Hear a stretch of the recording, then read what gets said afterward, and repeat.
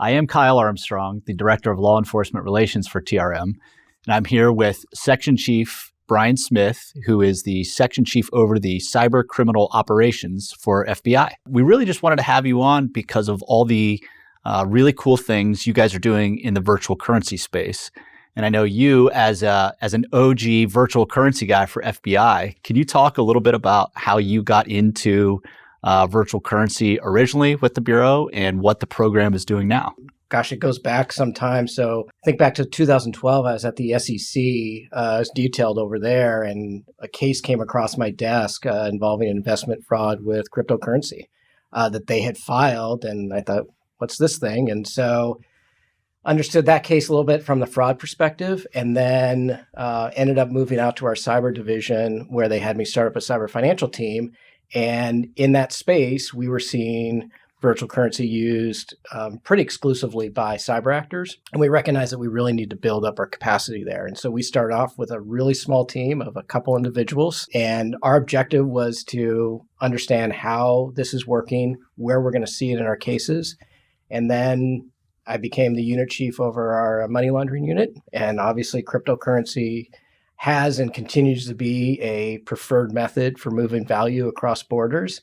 And so we really realized that we needed to focus across multiple divisions, our efforts within cryptocurrency. And so started up the team there, and it's grown over the last 10 years. And we really, it's great to see the capability that the Bureau has developed in this space.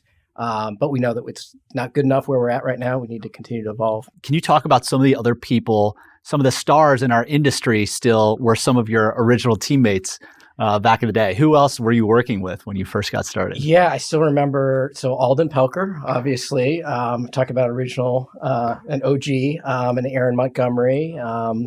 And I remember one time, Alden came into my office and we were talking about Silk Road or some other case. I said, Alden, how is it that we're doing this? Don't tell me this is spreadsheets. There's got to be some tool out there.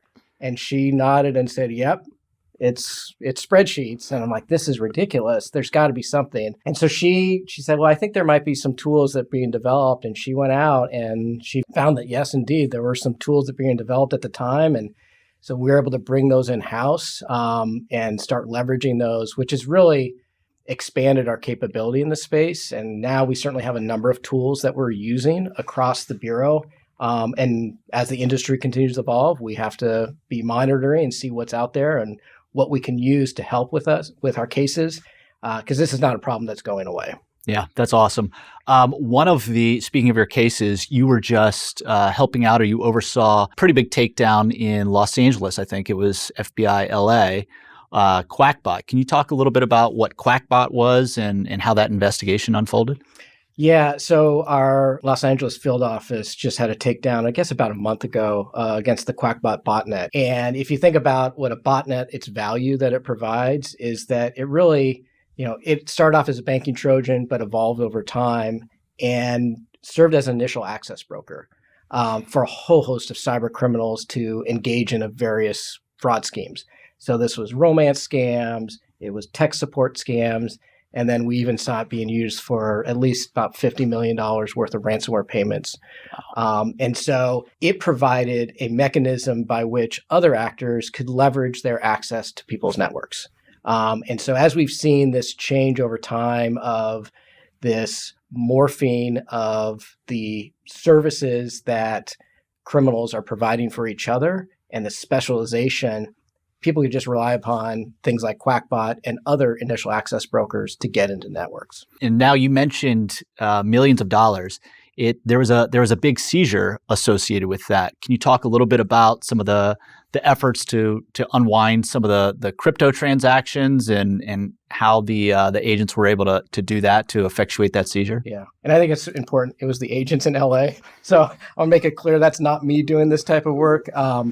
That they did an exceptional job of really looking at Qakbot as a whole, but focusing on a particular area, which is the finances. And if you think about what any cyber criminal is doing, is they're trying to make money. And this is a business that they're running. And so if we're not concerned with the finances, we're probably not doing our job. And so they had dedicated personnel who were focused on the cryptocurrency tracing, in that case, both for investigative leads and being able to understand who the adversary is, what it is that they're doing, but also as a mechanism to disrupt them.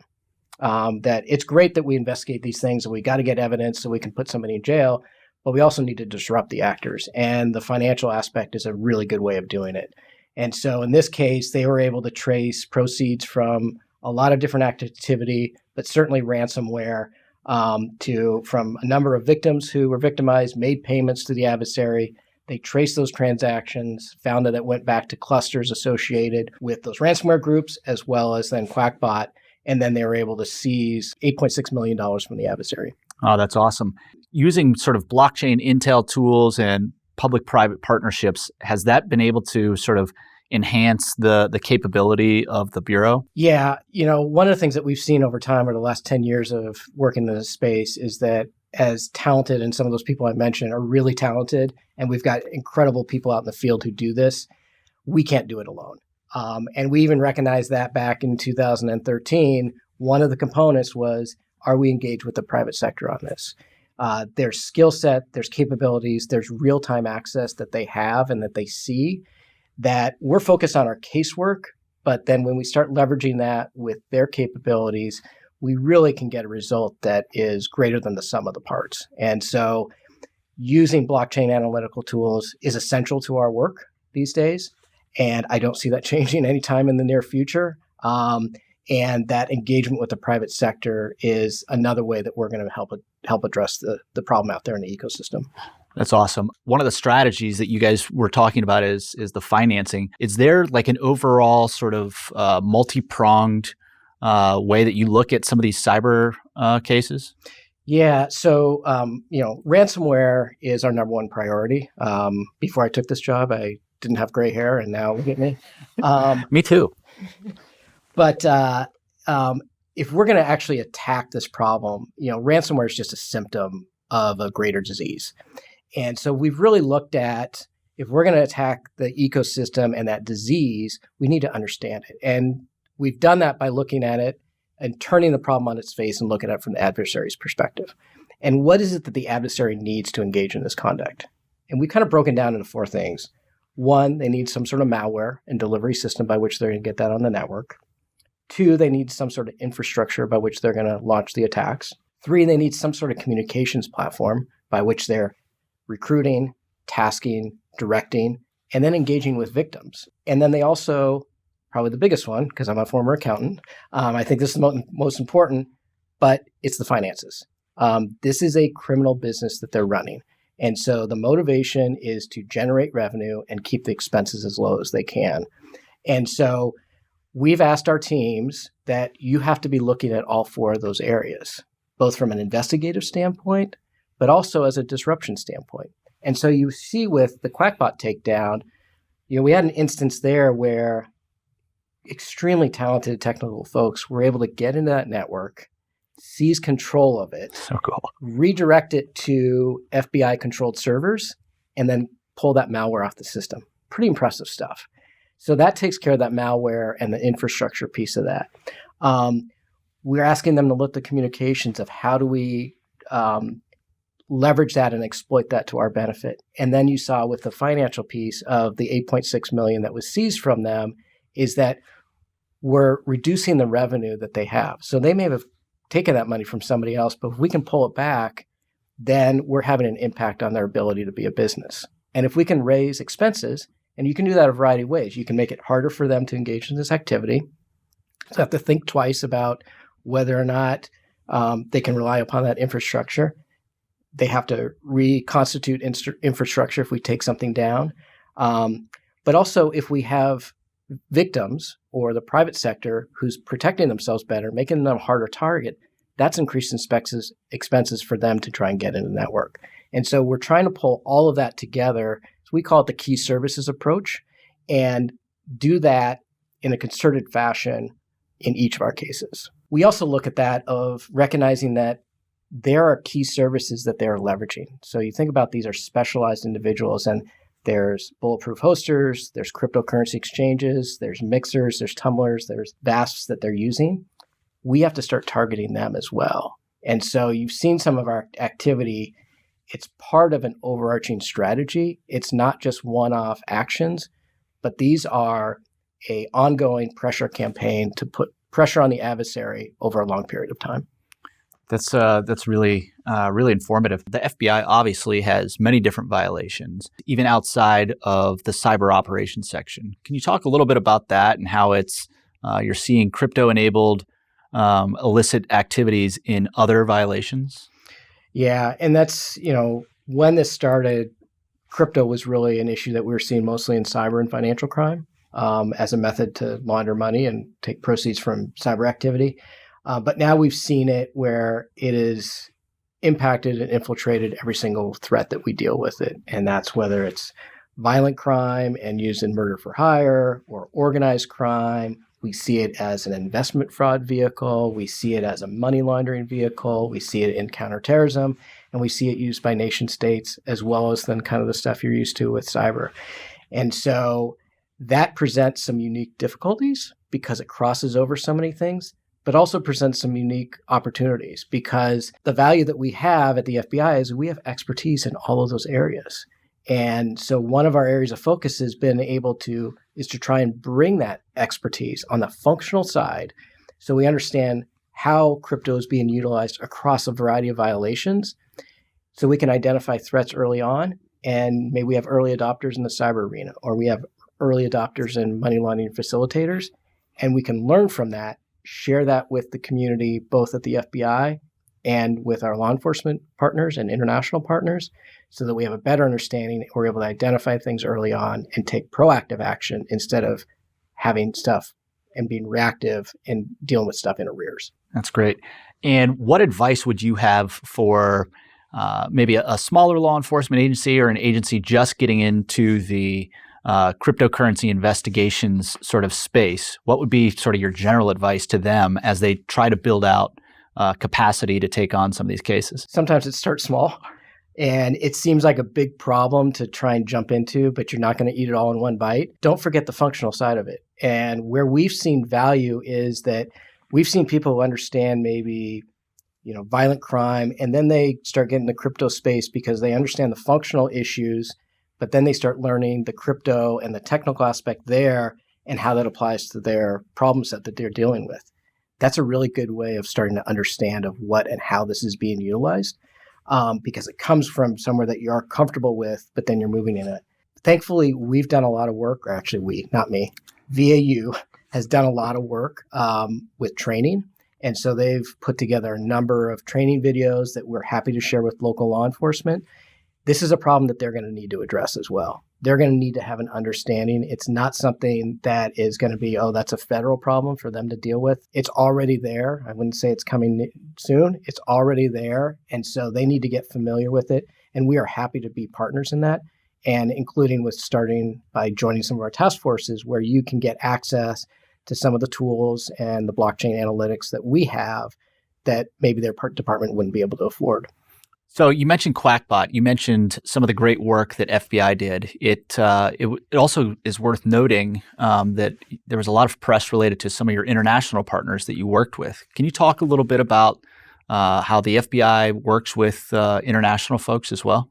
Certainly. I can't think of any impactful case that we've had over the last year and a half to 2 years where we haven't had international cooperation on it.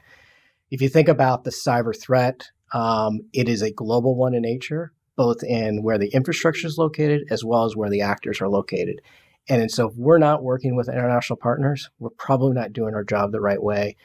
And in this case, we had incredible partnerships with a number of different countries. I don't want to list them all because I'll leave one of them out of it.